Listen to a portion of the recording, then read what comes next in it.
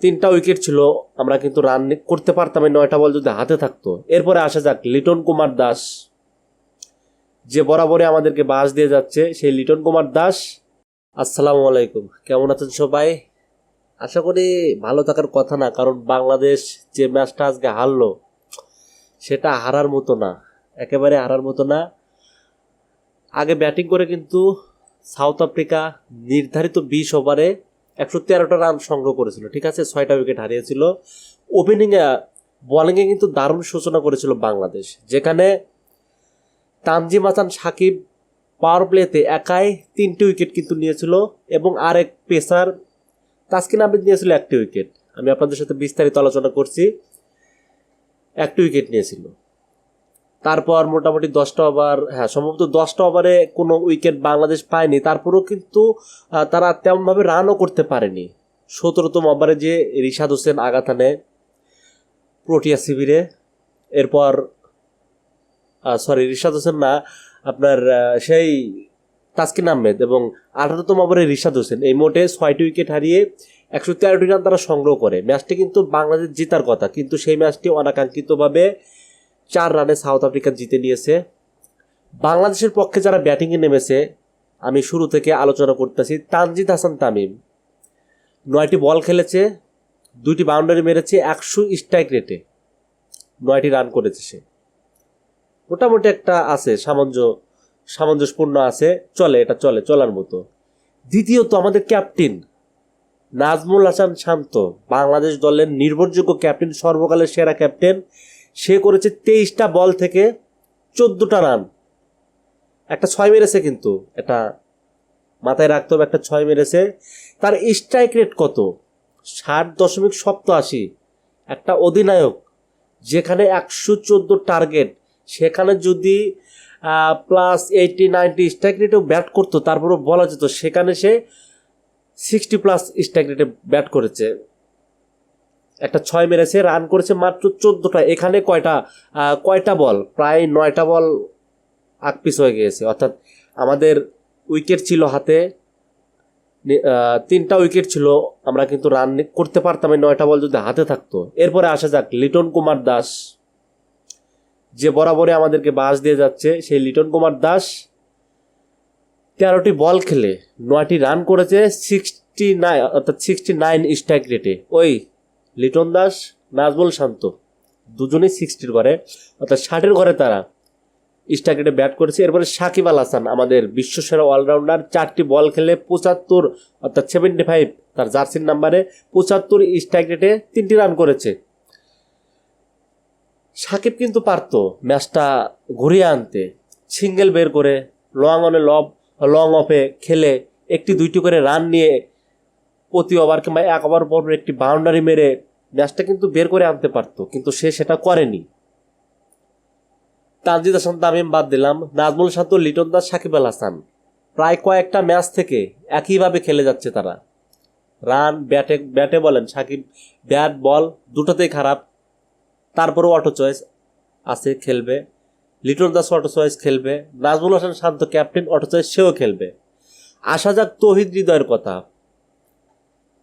বাংলাদেশ বিশ্বকাপের একমাত্র নির্ভরযোগ্য প্লেয়ার, এবং সর্বোচ্চ স্ট্রাইক রেটে আজকে ব্যাট করেছে 108.82। 34টা বল খেলে 37টা রান করেছে, বিপরীতে 2টা 4, 2টা 6 মেরেছে সে। এর আগের ম্যাচে 200 স্ট্রাইক রেটে ব্যাট করেছে, 20 বল থেকে 40টা রান করেছে, ম্যাচ জয়ী একটা ইনিংস খেলেছে। আজকেও যদি জিততো তাহলে হয়তো এই রানটাই ম্যাচ জয়ী ইনিংস হতো। আনফর্চুনেটলি আমরা ম্যাচটি জিততে পারিনি। এরপরে আমাদের সেই বুড়ো মাহমুদুল্লাহ রিয়াদ, যাকে কেউ দেখতে পারেনি, সেই রিয়াদ 20টি রান করেছে 74 স্ট্রাইক রেটে, 27টি বল খেলে। সে যে কন্ডিশনে ব্যাটিংয়ে এসেছে, সেখানে এভাবেই খেলতে হবে, বুদ্ধি নাই, এভাবেই খেলতে হবে।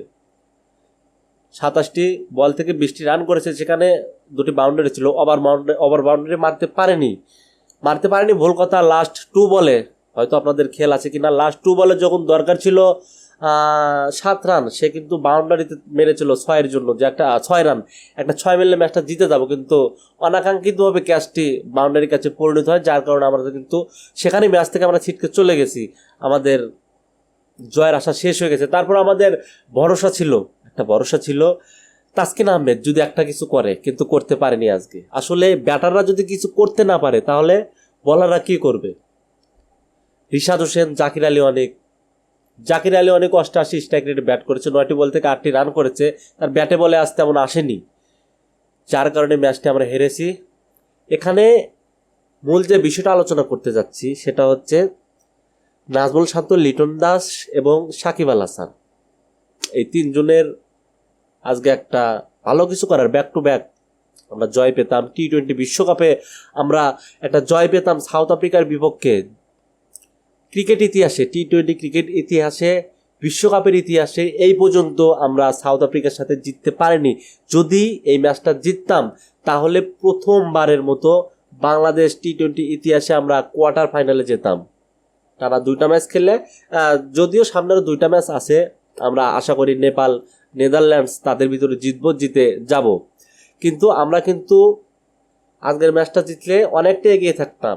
যদি অনাকাঙ্ক্ষিত কোনো কিছু ঘটে যায়, আমি চাই না যে কোনো কিছু ঘটুক, যদি ঘটে যায় তাহলে কিন্তু বাংলাদেশ কোয়ার্টার ফাইনালে যেতে পারবে না। কারণ বর্তমান ফর্ম থেকে নেদারল্যান্ডস, নেপাল, এই ক্রিকেট বিশ্বকাপ, টি-20 ওয়ার্ল্ড বিশ্বকাপ শুরু হওয়ার আগে কিন্তু ওয়েস্ট ইন্ডিজকে হোয়াইট ওয়াশ করেছে নেপাল। ওয়েস্ট ইন্ডিজ যদিও সেটা বি দল ছিল, তারপরেও তার ভিতরে থেকে অনেক প্লেয়ার আছে এই বিশ্বকাপে খেলতেছে, তাদেরকে হোয়াইট ওয়াশ করেছে নেপালের মাটিতে। নেদারল্যান্ডসের সাথে কিন্তু আমাদের ইতিহাস খুবই খারাপ, যেটা বলার মতো না। শেষমেশ 2023 ওডিআই বিশ্বকাপে কিন্তু আমরা নেদারল্যান্ডসের কাছে হেরেছি, সেটা মাথায় রাখতে হবে।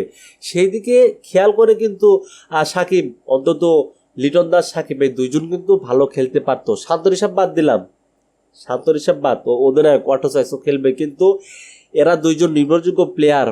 একজন প্রায় 17-18 বছর হলে ক্রিকেটের সাথে সংযুক্ত, বিশ্বসেরা অলরাউন্ডার। আর একজন প্রায় 8-9 বছর হলে বাংলাদেশ দলকে শুরু থেকে, অর্থাৎ ওপেনিং থেকে দিয়ে যাচ্ছে, প্রোডাকশন দিয়ে যাচ্ছে। সে কিভাবে এরকম খেলে? যাই হোক, দোষটা কার আপনারা জানেন। আর আনফরচুনেটলি আমাদের ম্যাচটা কপালে ছিল না, যার কারণে আমরা জিততে পারিনি।